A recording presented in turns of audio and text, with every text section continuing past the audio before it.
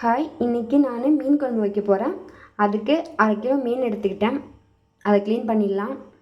இன்றைக்கி மண் சட்டியில் தான் வைக்க போகிறேன். வெங்காயம் சேர்த்துடலாம். அது கூட பூண்டு சேர்த்துக்கலாம். அடுத்தது தக்காளியும் பச்சை மிளகாவும் நம்ம சேர்த்துடலாம். கருவேப்பிலை சேர்த்துக்கலாம்.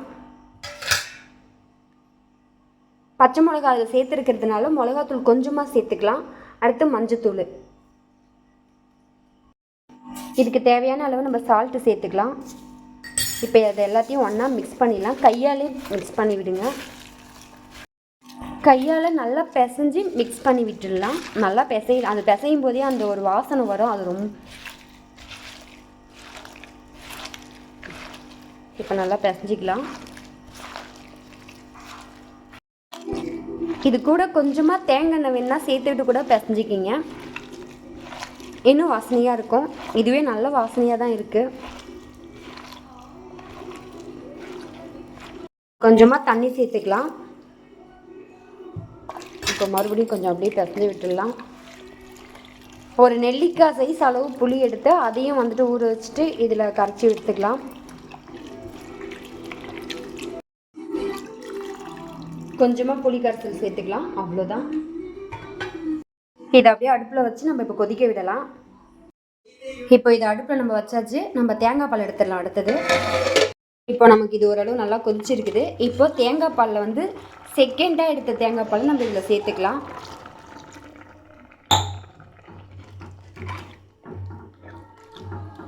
இது ஒரு கொதி வரட்டும். அப்படியே இப்போ நல்லா கொதிச்சிட்டு இருக்குது. இப்போ நம்ம இதில் ஃபஸ்ட்டு எடுக்கிற தேங்காய் பால் எடுத்து நம்ம ஊற்றிடலாம். இதை நல்லா அப்படியே மிக்ஸ் பண்ணி விட்டுடலாம். இது ஒரு கொதி வரட்டும். ஓகே, நமக்கு நல்லா இப்போ கொதிக்க ஆரம்பிச்சிருச்சு. நம்ம இந்த ஸ்டேஜில் இப்போ நம்ம மீனை சேர்த்துடலாம்.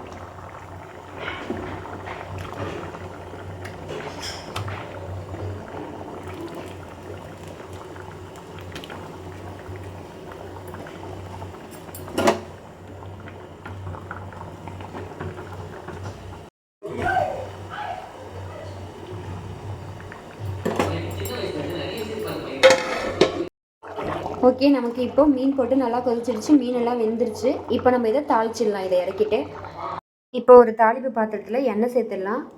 கடுகு சேர்த்துடலாம். கடுகு பொரியட்டும். வெந்தயம் சேர்த்துடலாம்.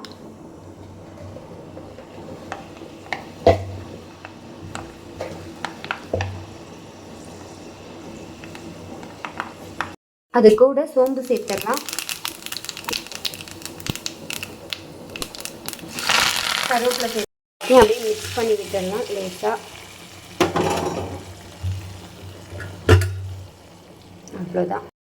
அவ்வளோதான் முடிஞ்சது. நம்ம தூக்கி அப்படியே